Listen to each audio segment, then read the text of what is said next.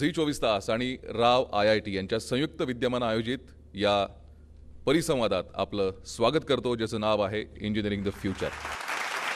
प्रत्येक पालकाला अशी अपेक्षा असते की आपल्या पाल्यानं उच्च शिक्षण घ्यावं, त्यानंतर चांगली नोकरी मिळावी, अर्थात अर्थार्जन चांगलं व्हावं. अनेकांना असं वाटत असतं की आपण उज्ज्वल भारताच्या भविष्यासाठी, भारत घडवण्यासाठी इंजिनियर होऊन हातभार लावावा. मात्र इंजिनियर होण्यासाठी नेमके मार्ग कोणते आहेत, या मार्गामध्ये येणारे अडथळे कोणते आहेत आणि इंजिनियर होताना कोणत्या गोष्टीचं भान आपल्याला असायला हवं, इंजिनिअरिंग म्हणजे नेमकं काय, अशा सगळ्या विषयावरती आपल्याला या परिसंवादात मार्गदर्शन करणार आहेत मान्यवर वक्ते. राव IITचे CEO विनय कुमार यांना विनंती करतो की त्यांनी मान्यवरांचं पुष्पगुच्छ देऊन स्वागत करावं. मान्यवरांचं स्वागत. मी विनंती करतो माननीय रामराजे नाईक निंबाळकर यांना की त्यांनी मार्गदर्शन करावं. इंजिनिअरिंग असेल ना तर अन्य कुठलंही क्षेत्र असेल, या दोन्ही क्षेत्रात चांगल्या क्षमतेचे विद्यार्थी ज्यांना महत्त्वाकांक्षा आहे, या आवश्यक असलेल्या या क्षेत्रात काम करावं.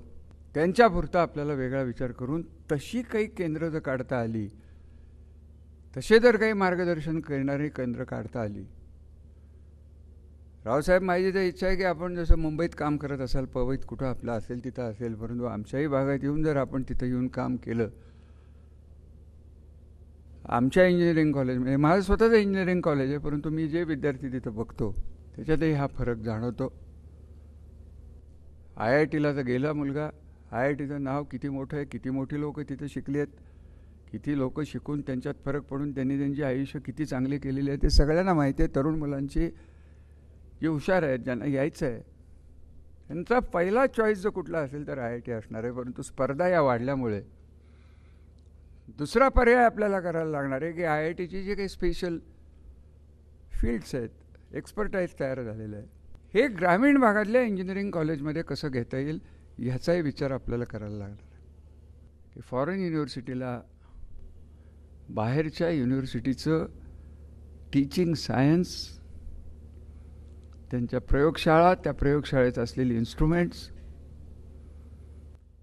हे जर आपण आपल्या शिक्षकांना बाहेर पाठवून त्यांना ट्रेनिंग देऊन त्यांच्याकडनं बॉन्ड लिहून घेऊन, मग ते प्रायव्हेटायझेशन असेल, गव्हर्नमेंट इंजिनिअरिंग कॉलेज असतील, नाही तर अन्य कुठलेही असतील, डीम्ड युनिव्हर्सिटीचे असतील, उत्तम दर्जाचा शिक्षक जर आपण विद्यार्थ्यांच्या समोर ठेवला तर तो शिक्षक उत्तम दर्जाचा विद्यार्थी तयार करू शकतो.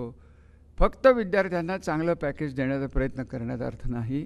चांगल्या प्रकारचं पॅकेज हे शिक्षकांना, त्यांना अत्युच्च पातळीवरचं देशातलं की जे ज्ञान सारखं तुमच्या इंजिनिअरिंग क्षेत्रात भरा फरक पडतं. चांगले शिक्षक जर तुमच्या संस्थेत नसतील तर चांगले विद्यार्थी होणं शक्य नाही. आदिमानवाच्या काळात जेव्हा दगडाला धार लावली गेली पहिल्यांदा, तेव्हा इंजिनिअरिंगचा उगम झाला असं मी मानणार माणूस.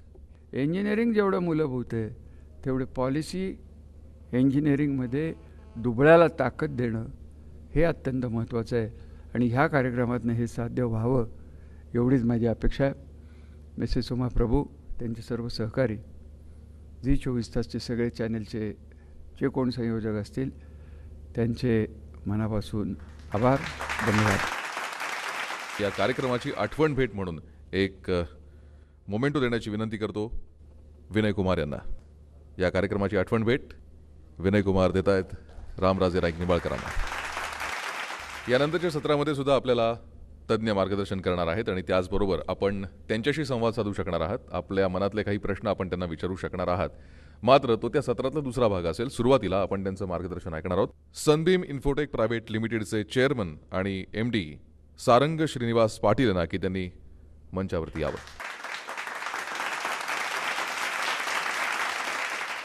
मी विनंती करतो राव IITचे CEO विनय कुमार यांना की त्यांनी सारंग श्रीनिवास पाटील यांचं पुष्पगुच्छ देऊन स्वागत करावं. पाटील साहेब, आपलं स्वागत या कार्यक्रमात. मी आपल्याला विनंती करतो की आपण मार्गदर्शन करावं. इंजिनियर्स, इंजिनिअरिंगमधलं करिअर, इंजिनिअरिंगमध्ये येणाऱ्या अडचणी आणि त्यातनं काढायचे मार्ग, हेच काम गेले 16-17 वर्ष मी करतो आहे. इंजिनिअरिंगमध्ये भारतीयांनी खूप नाव कमवले आहे. Reputations that Indian engineers have world wide is excellent. म्हणजे IITsमधले इंजिनियर्स पहिले अमेरिकेत गेले, तिथं त्यांनी कारकीर्द केली, मोठमोठ्या कंपन्या काढल्या आता तर असं म्हणलं जातं आणि आपल्या इथे उदाहरणही आहे. माझ्या इथे नंतर जे वक्ते येत आहेत तेही भारतीय मुळाचे, अमेरिकेत जाऊन त्यांनी त्यांची कंपनी स्थापन केली असे बांदेकर सर आहेत. आणि अशी मंडळी परदेशातनं अमेरिकेत येऊन, परदेशी मुळाची मंडळी जी अमेरिकेत त्यांच्या कंपन्या, त्यांचे व्हेंचर स्थापन करतात, त्यापैकी जवळजवळ 35 ते 40% हे भारतीय असतात, भारतीय इंजिनियर्स असतात. हा दबदबा भारतीयांनी परदेशात निर्माण केलेला आहे. इंजिनिअरिंग हा अतिशय 4 वर्ष कष्टाचे, नंतर मागे वळून पाहाल तेव्हा तुम्ही अतिशय त्या गोड अशा आठवणी असतील, परंतु करत असताना ते कष्टाची 4 वर्ष असतात. खऱ्या अर्थानं चॅलेंज हा आहे. संधी निर्माण होतात की नाही हा चॅलेंज नाही. निर्माण झालेल्या संधी घेण्यासाठी आपल्याकडे चांगले इंजिनियर्स निर्माण होत आहेत का, हे खरं आव्हान आपल्यासमोरचं आहे. आणि त्या आव्हानाला तोंड देण्यासाठीच हा कार्यक्रम जी 24 तासनी रावज अकॅडमीनी योजला. मी त्यांचे आभार मानतो. आपणा सर्वांना, आपण इंजिनिअरिंगच्या करिअरमध्ये प्रवेश करण्याचा निर्णय घेतला तर आपणा सर्वांना त्यासाठी शुभेच्छा, श्रेयस चिंततो आणि माझं इथले मनोगत संपवतो. धन्यवाद. आणि यानंतर मी विनंती करतो विनय कुमार यांना की त्यांनी राव IIT बद्दल आणि इंजिनिअरिंगबद्दल मार्गदर्शन करावं. आम्ही इनिशियली कोटामध्ये आहोत. आम्ही काय करतो, आम्ही इंजिनिअरिंगची ट्रेनिंग देतो मुलांना. लाईक 10वी झालं, इवन 10वीच्या पुढे पण 10वी झालं तर 11वी 12वी जे मुले सायन्स घेतात, त्यानंतर 12वी नंतर स्टुडंट्स एक्झाम देतात कॉम्पिटिटिव्ह इंजिनिअरिंगसाठी आणि मेडिकलसाठी. तुम्हाला डॉक्टर व्हायचं आहे, तुम्हाला क्वालिटी इंजिनियर व्हायचं आहे. तर आता साहेबांनी सांगितलं की 15 लाखपेक्षा जास्त इंजिनियर दर साली होतात ऑथोराइज्ड. अदर डिग्री ॲड केलं तर मे बी 16-17 लाख. तो 15 लाखापेक्षा कोणते इंजिनियर आहेत ज्यांना क्वालिटी इंजिनियर म्हणलं जातं. कुठे जाऊन माझ्या मुलाला, माझ्या मुलीला किंवा मला ॲज अ स्टुडंट अपॉर्च्युनिटी येणार माझ्याजवळ, मला अपॉर्च्युनिटीकडे जाण्याची गरज नाही, अपॉर्च्युनिटी माझ्याकडे येणार. कुठले इन्स्टिट्यूट, संस्थान असे आहेत ते आपल्याला समजलं पाहिजे. बट जेव्हा आम्ही ॲप्टिट्यूड टेस्ट घेत होतो पुण्यामध्ये, तेव्हा आम्हाला एक ऑब्झर्वेशन आलं की पुष्कळ मुले साताऱ्याहून तिकडे जातात आणि त्यांचं ॲप्टिट्यूड इक्विव्हॅलंट किंवा समटाईम्स बेटर, लिटिल बेटर पुण्याच्या मुलांच्या कंपॅरिझनमध्ये आहे. म्हणजे जो बेसिक ॲप्टिट्यूड आहे तो या मुलांचं, सातारा इन अँड अराउंडच्या मुलांचं, या मुलींचं ऑलमोस्ट सेम आहे, समटाईम्स बेटर आहे. पण आम्ही एक निर्णय घेतलं की हे जे प्रोग्राम आम्ही चालवत आहोत त्याला आम्ही साताऱ्याला पण करू. बिकॉज सातारा अनपेक्षित होतं, पण या ऑब्झर्वेशन करता आम्ही साताऱ्यात आलो. बिकॉज आमच्या पुण्या विंगच्या टीमनी सांगितलं की इकडे करणं आवश्यक आहे, बिकॉज स्टुडंट टॅलेंटेड आहेत. बट त्यांना आता काय करण्याची गरज आहे, त्यांना अवेअरनेसची कमी आहे. टॅलेंट लाईक 10वीच्या मुलाला या 9वीच्या मुलाला ॲप्टिट्यूड टेस्ट घेतलं तर त्याचं ॲप्टिट्यूड इक्विव्हॅलंट किंवा समटाईम्स बेटर आहे पुण्याच्या या मुलीच्या कंपॅरिझन. एक बेनिफिट इकडे आहे की तुम्हाला डिस्ट्रॅक्शन कमी आहेत. फार्मर्सची मुली येतात आणि ते क्वालिफाय नाही करत आहेत IIT, ते टॉप 100मध्ये येत आहेत IITच्या. सो टॅलेंट आहे, पण काय करण्याची आवश्यकता आहे, त्या टॅलेंटला राईट टाईम, म्हणजे 10वी हा राईट टाईम आहे प्रिपरेशनचा, जेव्हा मुलींना राईट गायडन्स आणि ॲस्पिरेशन हवायला हवं. आज कॉम्पिटिटिव्ह एक्झामिनेशन कसं झालं आहे की एक रेस आहे. समजा तुम्हाला रेस आहे साताऱ्यातून मुंबईला जाण्याची मॅरेथॉन रेस. सर त्याच्यासाठी एक ट्रेनिंग हवे. कोण जिंकणार? ॲबिलिटी असलेला जिंकणार नाही, जो ट्रेन करेल स्वतःला डे इन डे आउट, ती मुलं जिंकणार. इंजिनिअरिंग दी फ्युचर. फ्युचरला इंजिनियर करण्यासाठी, फ्युचरला चांगलं करण्यासाठी आपल्याला हे 2-3 वर्ष संघर्ष, मेहनत, परिश्रम करायचा आहे. चांगल्या रीतीने ट्रेनिंग घ्यायची आहे. सारे मॉड्यूल्स, सारा सिलेबस करायचं आहे.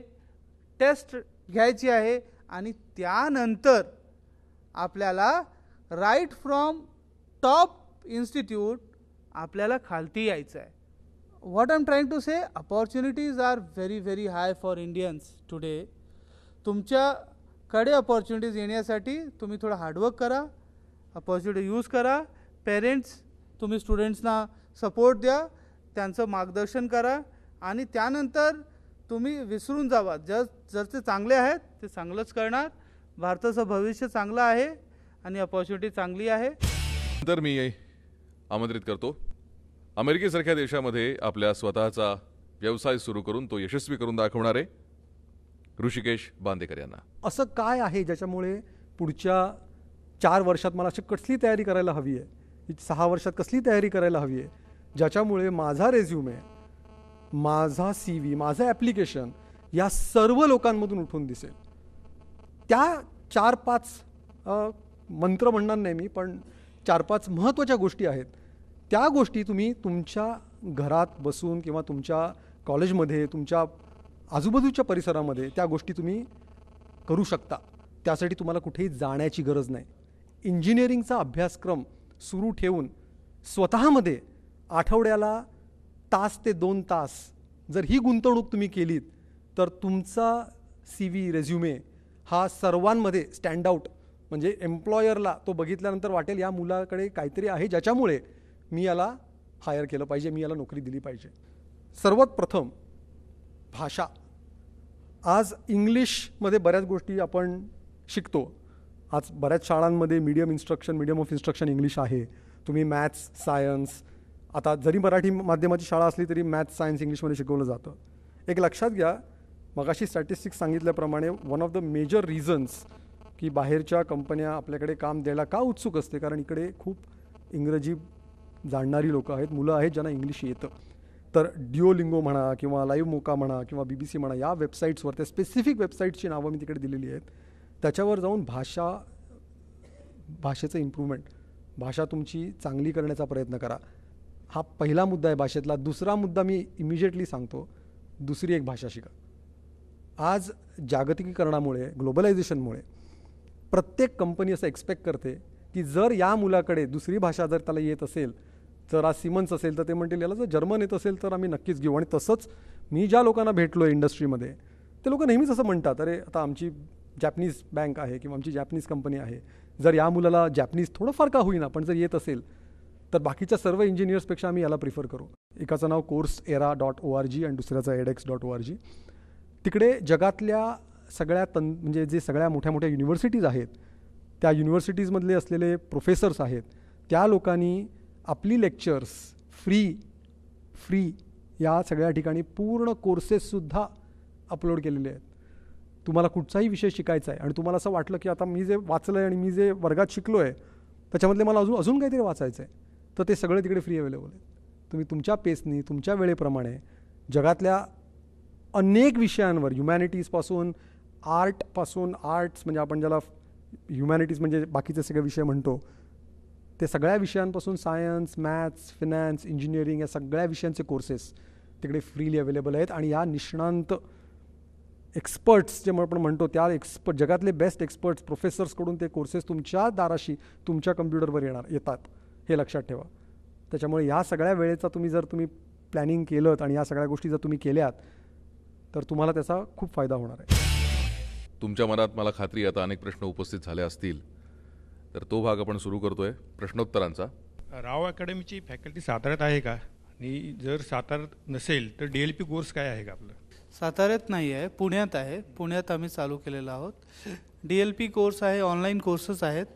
आमचे पुण्याचे जे मॅनेजर आहेत ते आहेत इकडे, मिस्टर नितीन शेटे. त्यांच्याशी तुम्ही त्यांचं कार्ड घेऊ शकतात आणि he will guide you everything. IIT-साठी JEE-साठी प्रिपरेशन 8-9 पासून करणं गरजेचं आहे का 10 नंतरही होऊ शकतं?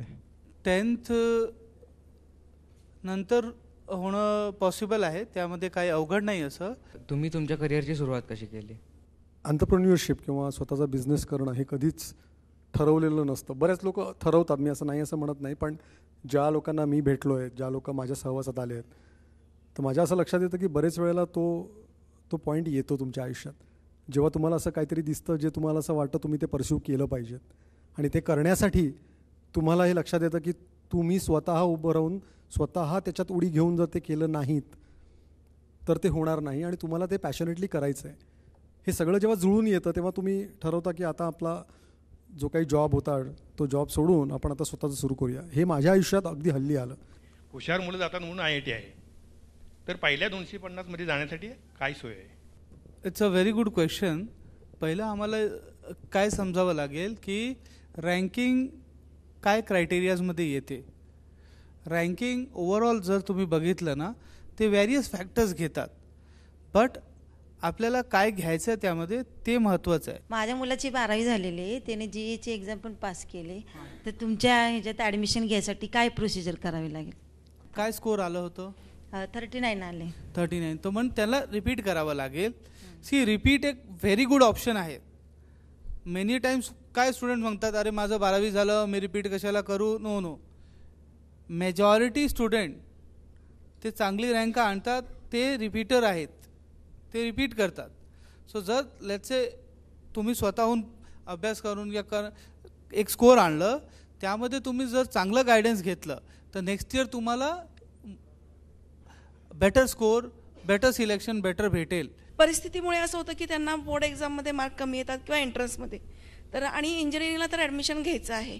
तर जसं आपण सुरुवातीला म्हणालात की क्वालिटी इंजिनियर्स हवेत, तर ही मुलं क्वालिटी इंजिनियर बनवू शकतात का, किंवा बनण्यासाठी त्यांचा ॲटिट्यूड कसा हवा आणि काय करायला हवं? आम्ही काय करतो, त्याचा ॲप्टिट्यूड टेस्ट घेतो, स्टुडंट्सला जज करतो त्याचा कॉम्पिटन्स लेवल, त्याचं इंटरेस्ट, आणि त्यानंतर त्यांना देतो ॲडमिशन त्यांच्या कोर्समध्ये, डिपेंडिंग ऑन त्यांचं परफॉर्मन्स जसं आहे. पण स्टुडंट बोर्ड एक्झामिनेशन जसं मी सांगितलं त्यामध्ये काय असतं, रोट लर्निंग करावी लागते, बाय हार्ट करणं.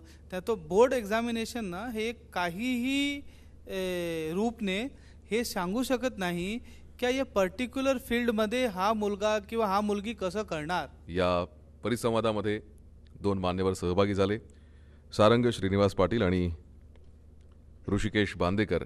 या दोघांना या कार्यक्रमाची आठवण भेट देण्याची विनंती विनय कुमार यांना करतो.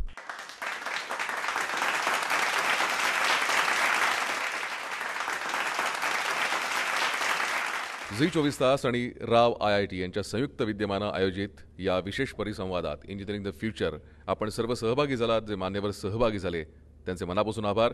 या विशेष परिसंवादामध्ये आज इथेच थांबतोय. ताज्या बातम्यांसाठी आपण पाहत राहा झी 24 तास. रहा एक पाऊल पुढे.